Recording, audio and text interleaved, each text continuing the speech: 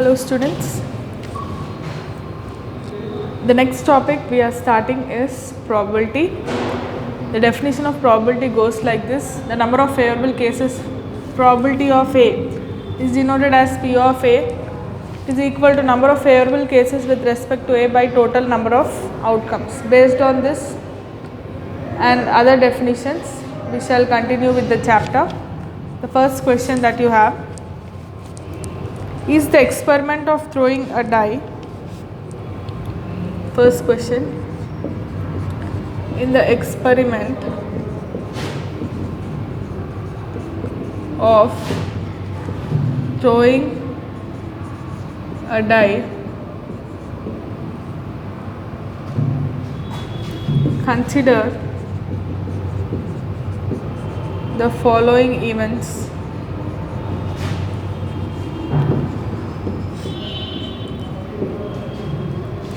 A is equal to 135, B is equal to 246,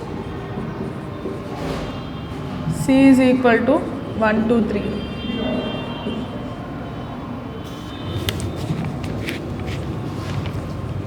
Since the events, here is asking, are these equally likely? Are these equally likely? Equally likely means all of them must have same chance of occurring. Since here you will write since the events A, B, C have same chance of occurring,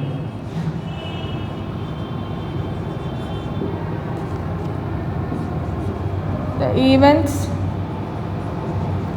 A, B, C are equally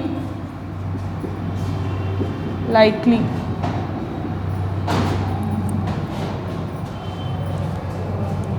Since these events have same chance of occurring, the events are equally likely.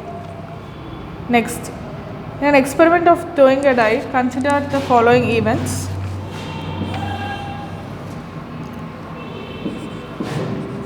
In the experiment of throwing a die,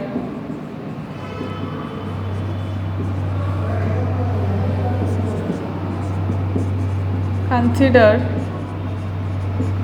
the following events.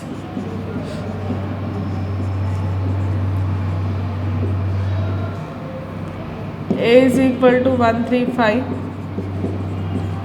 B is equal to 24,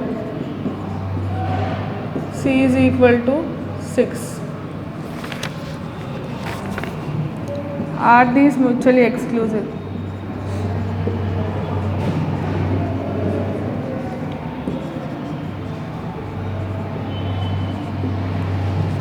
Solution, the events A, B, C are mutually exclusive since the happening of one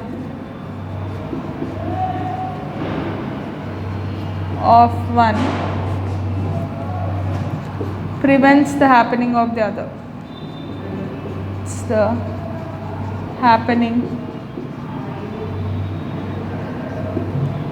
of the other. Here 135 has occurred means 24 has not occurred. 24 has occurred means 6 has not occurred. So these events A, B, C are mutually exclusive events. Next, next question.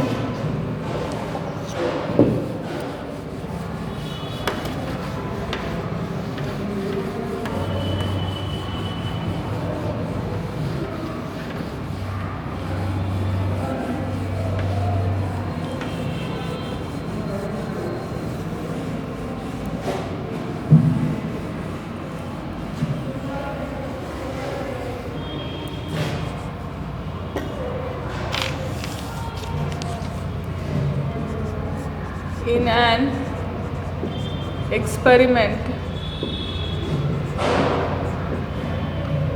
of throwing a die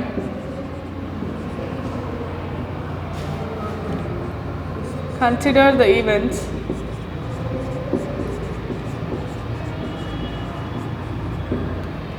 A is equal to 246,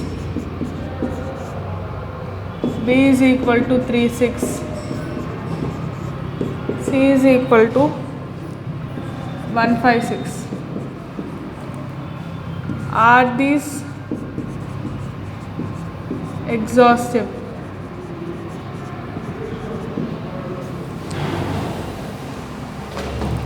Exhaustive means if you take the union of these three, it should give you the sample space.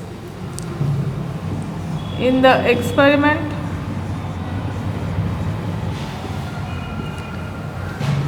of throwing a die, sample space S is equal to 1, 2, 3, 4, 5, 6. The experiment of throwing a die, the sample space S is equal to 1, 2, 3, 4, 5, 6. Here A value is 246, B value is 36, C value is 156, set C contains, not value, set A contains 246, set B contains 3, 6, set C contains 156. Now if you do A union B union C, you will get 1, 2, 3, 4, 5, 6. That is, you are getting a sample space. Therefore, the events A, B, C are exhaustive events. The union of the sets will give you sample space, then the events are said to be exhaustive events. So these three events A, B, C are exhaustive.